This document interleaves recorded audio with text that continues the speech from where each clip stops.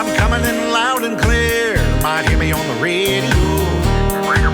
Hey guys, it's Eric here at Farpoint Farms. Hey, before I get into tonight's video, I just want to remind you that I have a new channel, Farpoint Mowers and More. I'll leave a link below on where you can find it. It'd really mean a lot to me if you went on over there, checked out a few of the videos, and subscribed. If you're into small engine repair or riding mower reviews, lawnmower reviews, small engine equipment, that kind of stuff, I think you'd really appreciate the channel. It also has some farming content that will come out next spring. So that'll be where the farms part of Farpoint Farms exists from here on out. Anyway, tonight's video is a trip back in time. I wanted to share this with you. Came across these while cleaning up, and it's an era of Radio Shack that is long since gone, but it is such a cool thing. They are the Radio Shack catalogs, and I have a few of them here. This is a 1987 Radio Shack catalog, and man, I can't tell you how many times I probably looked at this and went through it, but like,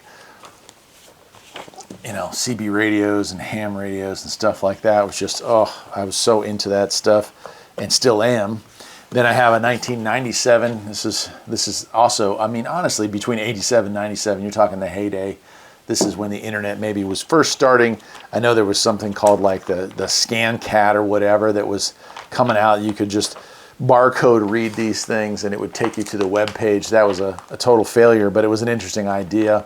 And again, CB radios prominently being displayed in that catalog as well. And I'll get the camera closer in here and we'll take a trip back in time together. This one being the coolest one of all, the 1986 Tandy Radio Shack computer catalog. And this was an era where there were still TRS-80 model based computers. So like CPM based computers, their own TRS-DOS based computers. And they were living alongside of the Tandy 1000 series, which was a great entry-level computer for its time. This is also on the bottom when Tandy tried to stray out on its own and come up with something better than what IBM had. And quite frankly, it probably was the Tandy 2000, which was a X186 computer and much more powerful than the XTs and PCs of the time, but also a total failure, unfortunately. You did see those computers, though, in use all the way up through the early 2000s. They were their POS, point of sale system computers with a 10 megabyte external hard drive. I remember them trying to sell me one when they finally got out of that business. But let me get the camera closer in. I want to look at some of the cool stuff with you. What's your favorite memory of Radio Shack? Yeah, we can all talk about how it died and how it just went away and things they could have done to prevent or slow that. But I'd rather focus on the great years of Radio Shack. A lot of my story, a lot of the things that I'm interested in now came from Radio Shack. I still find the Realistic brand of radios to be my favorites. I have you know, TRS-80 model computer that I had that a neighbor gave me that I played with for a couple of years before it finally let the magic smoke out. And I've had a bunch of other cool computers over the years. I had a Tandy 1000 EX that I picked up at a yard sale. I thought it was a Commodore 128, but it was a PC compatible all-in-one. Anyway, there's some really cool stuff. Let's get these opened up here and get the camera a little closer in, and we'll take a walk together. Let's do it. So let's go ahead and take a look at the oldest catalog I have. This is a 1986 Computer Centers, and I remember when Realistic or when Radio Shack would have their own computer centers. They were geared towards professionals who were coming in and wanting to outfit entire businesses. And you can see how well worn this is. Their bread and butter, the Tandy 1000. DeskMate was also a program that was big in the day. XT compatible. I mean, this thing was literally a knockoff of the XT, but it was a lot cheaper. And then here is the Tandy 2000. It was, you know, a 186 operating at 8 megahertz, came with 256, so almost twice the speed of an XT. And of course, you could get them with a hard drive. The problem with these were they were IBM, they were PC, they were MS-DOS compatible. They weren't IBM compatible, and that kind of doomed them. But they were really pushing for a year or so, and you can see they had some very advanced software packages that they were offering in-house, 1000 and 2000 software. The stuff that interests me from this era, though, is, I mean, this was the end of the line for the Model 2 series. We had Model 2, Model 12, I think there was a 16, and then there was a 6000. This is a very competent system, and it was like a leftover. If you go back, if you're into computers, the S-Bus 100, S100 bus, whatever, I'm sorry, I'm jumbling words tonight. This was kind of Tandy's version of an office computer. You could deck this thing out with cards. They had an 8-inch hard floppy disks, which stored a lot of stuff on them. You had the ability to add hard drives, 70 megabytes in 1986. Think about how big that was. And you could run multiple computers off of it. So they sold terminals here, so you could hook up, I think it was like 6 terminals per one of these, and they would share the resources, share these disk drives, and share the hard drive. You could also get an expansion that just had 4 drive bays for floppies if you wanted to just run it off of that. And there were guys who made a living programming exactly what you needed. Nowadays we have software like I use, well, I won't get into that, but anyway, I use programs to run my businesses, and they're canned. Do they work great? No. Do they work? Yes. How cool would it be if I could hire somebody, and I could back in the day, to create the program I needed? And so there were guys that would do just that with these. My, of course, favorite computer of all time is this one here, where if I can get to it, let's see, I'll flip through, and then we'll move on to other stuff here. I know you guys clicked on this video and you're like, is this a computer only? No. This is my favorite computer of all time, and I dream of an alternate reality where they continued to make this line. The TRS-81 started it. TRS-80 Model 3 continued it with massive upgrades. The 4 was the next evolutionary step, and this is unfortunately where it ended. The Model 4D, the D standing for double-sided disk drive, so it was doubling the capacity of onboard storage. I've owned one of these. Actually, I've owned 2 of these with a monochrome screen, which was much better than the black and white screen. And I did a lot of work, a lot of visiting BBSs, a lot of, I mean, just everything you can think of. And it would play games. They were very rudimentary games, but these keys down here, up, down, left, right, allow you to play some cool games. In fact, I know I made a video on the Model 1. I may have made one on the Model 4. I also had the DeskMate software. I would say for a homeowner, that wasn't the greatest. It had a minor terminal program, a really low-end, like word processor, I guess you'd call it. It did have some database stuff. I think what was cool about it was the ability to send and receive emails in your internet, or intranet, I guess. I can't remember how you pronounce it, but inside, you're in your network between these computers, and also had a calendar, which was cool. And of course, they had software for that. Anyway, that's cool. I wanted to show you that before we move on. Then the next time I come across it, the 87 catalog, it also had computer stuff, but this one has some cool stuff in it. It's a real trip down memory lane. Of course, remember when every house had to have massive speakers? I mean, that's just incredible. Earphones, no earbuds had been invented yet. Tape decks. I had a lot of this stuff. Tell me about the stuff that you owned from Radio Shack back in the day that you were proud of. I'd like to hear that in the comments section. We had one of those PA setups there. I've still got one of these. Let's see, what model is it? Can I find it here? I think, yeah, it's that one right there. That exact model. I'm looking at it on the wall. It's like right there. You can see it in my videos. Still working just fine. We still have our Radio Shack metal detector. So that's kind of cool. And then we get into old radar detectors. But here's of course where I was lusting and drooling over the old Radio Shack radios, the CB radios. Friend had one of those in his Dodge truck that he used for snow plowing. This is the one I lusted after, the 474, and I finally own one of those now. It's a great little radio. We're putting that in our bus project over on the Restoration Channel. Here's a sidebander I've owned over the years. Didn't really know at that age, 87, what's the big deal with sideband, but now I get it. And of course, I had antennas from these guys as well.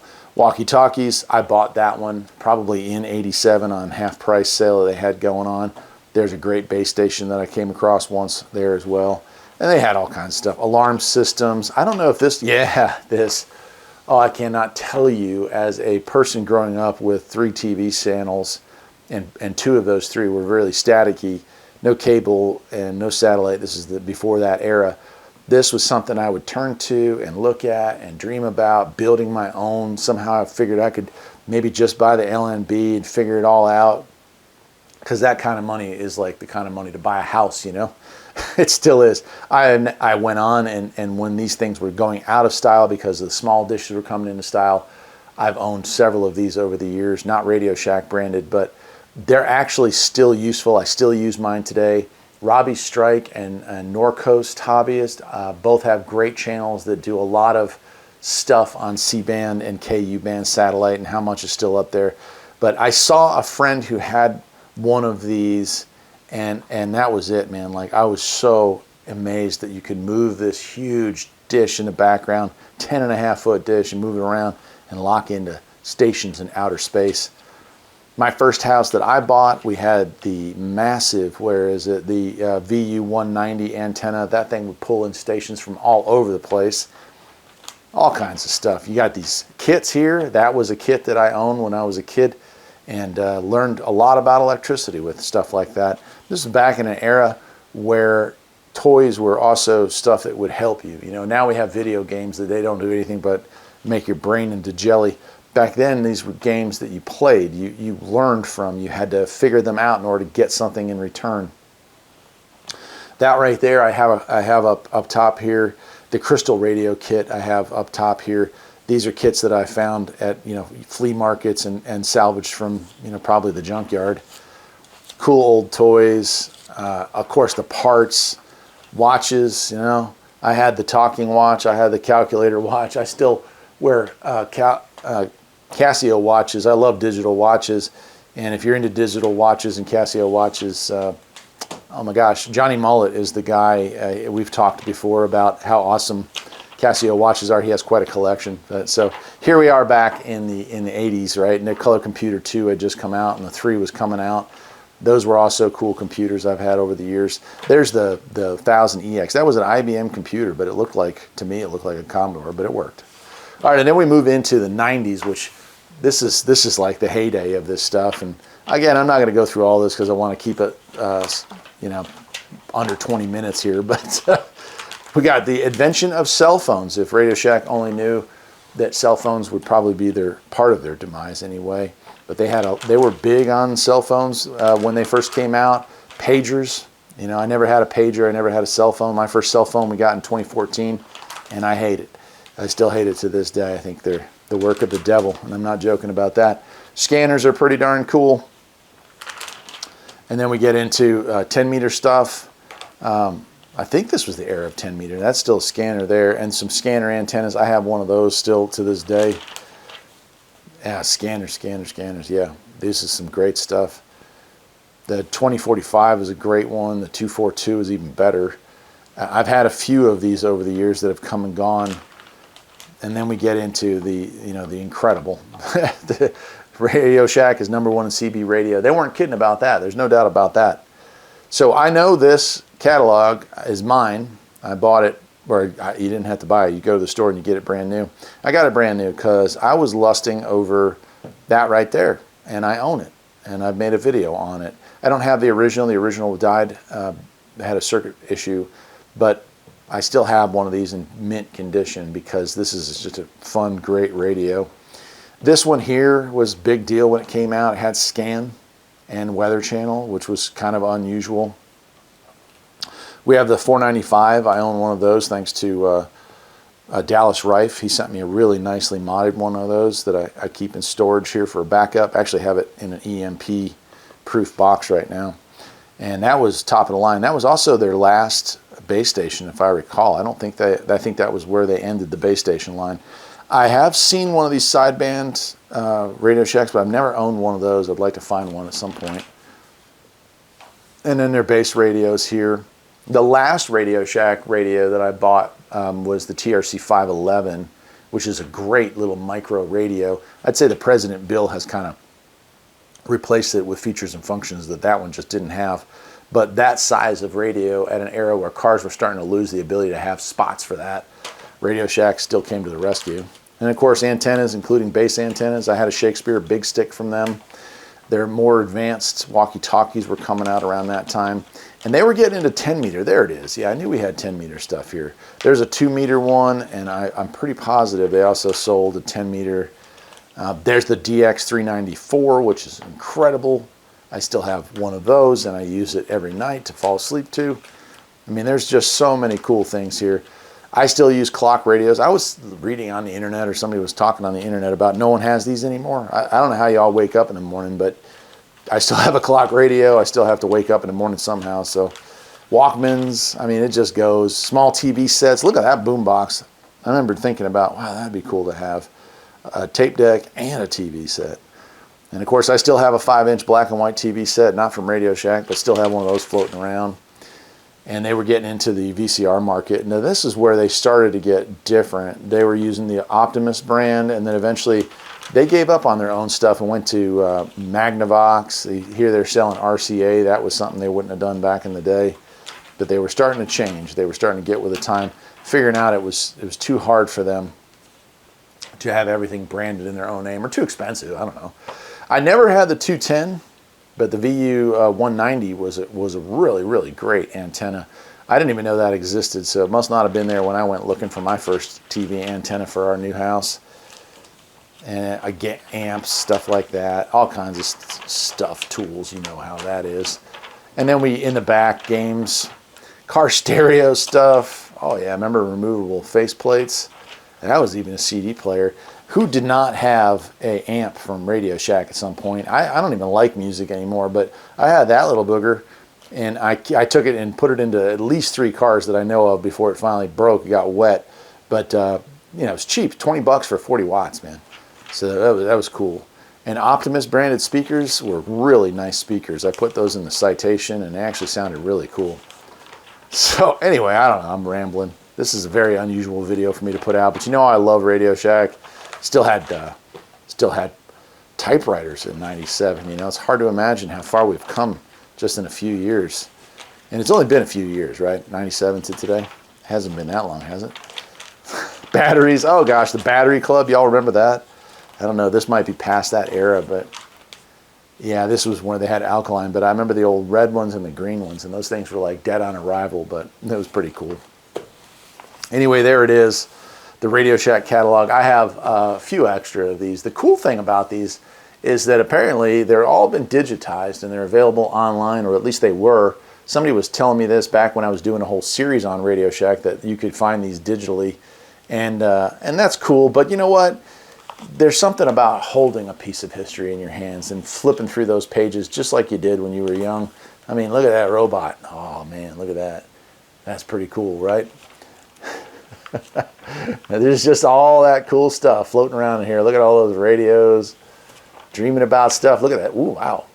Only $1,200 for a cell phone back in 1987. Pretty awesome.